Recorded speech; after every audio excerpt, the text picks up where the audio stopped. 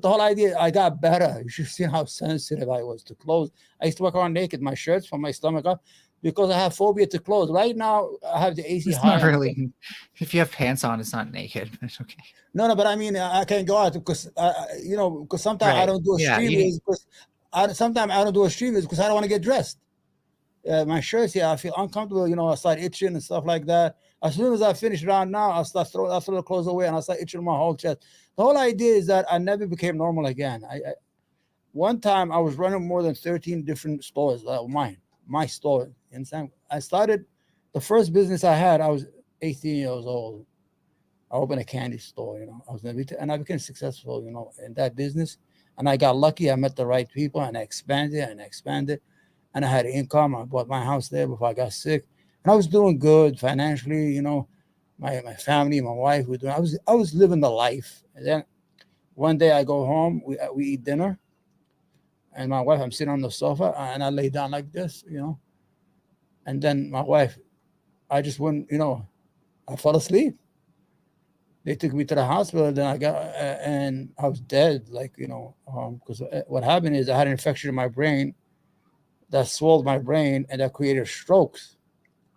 Yeah. You And really are lucky to be alive. That's like and how then heart yeah, attacks yeah, happen yeah, and stuff. yeah, and they induced the coma to keep my brain from being damaged. They told my wife, they said, this is a true story I'm telling you. They told my wife that I might wake up a vegetable, and that it's okay. That they even asked her if she's willing to, to Pull the the machine. plug. Yeah, because I was on machines. I was breathing on machines. Everything's on Yeah. machines. And my wife is very religious. She said, "Listen, in our religion, we don't do that. If you get tired of taking care of him, just bring him home with all these machines, and I'll take care of him." Then you should have seen. I woke up. It was Christmas Day. It's unbelievable. I'm not even a Christian. So when I woke up, I still have I still know stuff. I woke up like it was September 3rd, the day I was knocked out. Oh And wow. yeah, and I was telling when I woke up, oh well, and the nurse said Merry Christmas. I'm like, why is she saying Merry Christmas? It's September, huh? And then I started, hey, why am I here? I started, and then she found out the doctors came running. The whole room was filled. What's your name? I said, it's Omar Jara. What's your phone number? I still remember everything. Where you live? And they were clapping. Oh, they were so happy that I still have my brain, but I didn't have my body. My brain was working. But if you had put a towel on my mouth, I would suffocate to death. I would not be able to push it away because I didn't have that sense of It doing was like things. all automatic, I had to right? learn everything. I was a baby. I was like born again. Everything I Oh, had to I see. learn I how see. to eat, how to drink. I would choke on. They had to feed me ice cream for a couple of months and stuff and Jello. I did not drink for 7 months water. Imagine not having to drink water. It's the most punishable thing you could punish a human with, because I had a track. They were feeding me through a tube, Yeah. and they had a track because they were afraid if I eat, I might get ammonia. What do you call it? Like the stuff in the lungs, and I might die. And I couldn't drink. I used to beg every single person who walked by me for a glass of water. I had a tube Yeah, in my chest yeah, I have to. it. You had to feed me. They were feeding me with the tube for a whole No. year.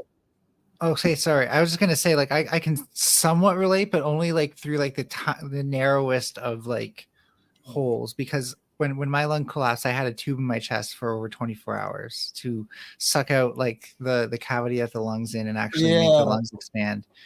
And I Well, my like lung, yeah, I my lung clogged. wasn't passed out for any of that. I was on some painkillers, right? But just that alone, just like the immobilization and feeling like there's something in my ribs, Yeah. right? Like inside of me that shouldn't be there, was like torture on its own. Now, and what you've described Yeah. probably it sounds like 10 times worse, just like Always worse. instantaneously. Imagine Cosmic. It's very emotional. That Yeah. I could not drink water. And imagine the thirst you have. What they used to do, they used to give you like a small towel, or small, like these little balls of ice. I don't know what they are. That they melt in your mouth to keep your tongue from drying. And they'll give you, sometimes if they want to drink, they give you like a small rug, or like, and they put it in your mouth, and you suck on. Imagine begging every day. When I started Yeah. just for a cup of water, and they won't give it to you. Then I swear to God, this is true. Before I let you go, this is 7 months in. I told my wife, "Do you love me?" She goes, "Yeah." I said, "We've been married a long time." She goes, "Yes." I said, "Have I ever done anything wrong?" to you? She goes, no. How about, we were good. Yeah. I said, let me drink. And if I die, I die. I don't care. I need to drink water. I have to drink water. She went and she got those, those hospital thing, those yellow things that you have full of ice. Mm-hmm. And she gave me a straw. The moment I drank that water, I felt like the rivers bursted all over the world. Rivers, rivers in my imagination. Yeah, That yeah, I river get. just ran all over the world. You And I probably drank, you felt it go right down, eh? oh my gosh. And I drank that whole pitcher. It's called a pitcher. That's what it's called. I said, give me again. She the whole day. Then she said, Sounds like it's vivid for you still. yeah, and we were doing it by secret. We were not telling the doctors. And when they found out, we had They're to sign. She said, I want you to give my husband water at night. She said, he might get an infection in his lungs. She said, listen, just give him water. If he dies, he dies. His lungs are not working anyways. He's on machines. So, and it's unbelievable to have that life back. And then when I came back alive and I left the hospital after 2 years, when I was in traffic, it was so beautiful to hear the traffic and the cars and see human beings. And it was so unbelievable. That's the idea of being in that highway with that traffic. It was like I was born again into this life. And I actually appreciated traffic for a moment in my life. And then my wife, may God bless her, she took care of me good. I mean, it's like my mother, she's in another room right now. That's good. Yeah, they took care of me. And the whole idea is that when I was in the nursing home, it's in the Bronx, it's like 500, 600 other people on top, and we were on the bottom because we're supposed to be temporary. Right. And I saw so many people, they don't get no visitors. They have no family. And we used to get, it was so unbelievable. I was so thankful that I had this support, that's family support, my wife, everybody. My children used to come and visit me, and they used to run around, and they used to give stuff with the old people, play with them, run around with them and stuff like that. And I appreciated life more. It's unbelievable how when you're given a second chance, how you appreciate everybody and you appreciate everything. You appreciate the rain. This is in the beginning when you're outside the hospital, because I was inside the house. Imagine being at age. This is a while back. At this age, and I'm wearing a Pampers, and I used to be by a room where I could see the moon, and I used to cry at nighttime. Why am I in Pampers? I used to talk to God a lot. I say, God, why did you do this? Why did you put me in this situation that I'm wearing? A man in his 30s has to wear Pampers and has to poop in a Pampers. I'm going to be honest with you. And I used to talk to him every night because I was in a room. I used to see the moon and the sky from my room. It was a big window in that nursing home. Right. Yeah, and I used to speak to God every night. I say, God, why? I mean, I wasn't a bad guy. I mean, I had a family, I had a wife, I had kids. Didn't drink. I used to smoke cigarettes, but I didn't drink. I didn't do anything. Hardworking since I was 16 years old, in business all my. Why? I'm kind to my mother. I'm kind to my father. I take care of my mother and father. I'm a family man. I take care of my cousins, my orphan cousins, stuff like that. I give money to overseas. Why? Why am I in this situation? I thought you got to help me. If you can't help me, just let me die, because I don't want to be in Pampers all my life and depend somebody to pick me up out of my bed and put me in a wheelchair, and I can't get in bed because somebody has to pick me up and put me in bed because I don't have the sense to get up and go on to my bed. Yeah. And it's I'm getting emotional a bit, but it's such an unbelievable. It might be a good time to. Yeah, no, I want to go with the game. I haven't started, but I want to share that in case people are listening, they get an understanding, because this is the first time I opened up, because I appreciate you as a human being. I never met you. I met you, I've seen you a couple of times, and I have this thing that when I see you, like when you cancel on me, I say, oh, it's okay. Okay. She's not feeling it. You understand?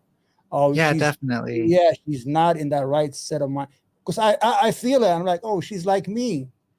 She's like me. You know how many times I cancel streams? I don't do it all the time. Because before that stream, I'm like, I don't feel like dressing, or I don't feel like being uncomfortable.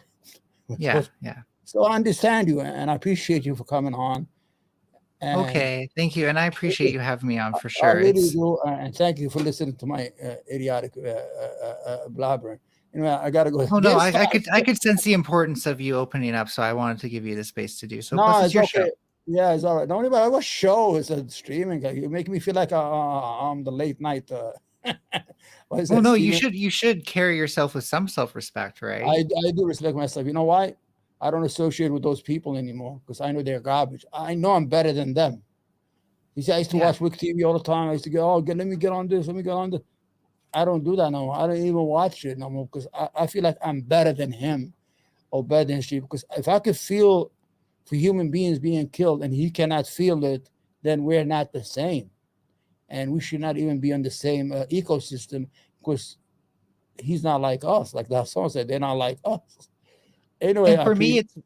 Go it's just ahead. really quick. Like he's just the sort of person where if he's not trying to talk to you, Yeah, then he's just going to take you for granted the entire time and treat yeah. you like trash. No, he That's did. especially if you're a leftist, He kicked me especially. out of the stream 3 times, and I know he's doing it for, as a power move. He's Yeah. doing it for Brianna. Oh, And then he muted me so much, and yeah. it's just He so. kicked me And out. yeah, Everybody's saying now, oh, you're too dangerous. You're TOS. you're too boring. Yeah, yeah. Oh, he kicked you out 3 times. I said, listen, that simp. I call him a simp. He was trying to look strong and big in front of everybody else. That he kicked me out of the stream. And the second time, he lowered my mic on purpose so people could not hear me. Is because Brianna told him so. And you know what? Hell with them.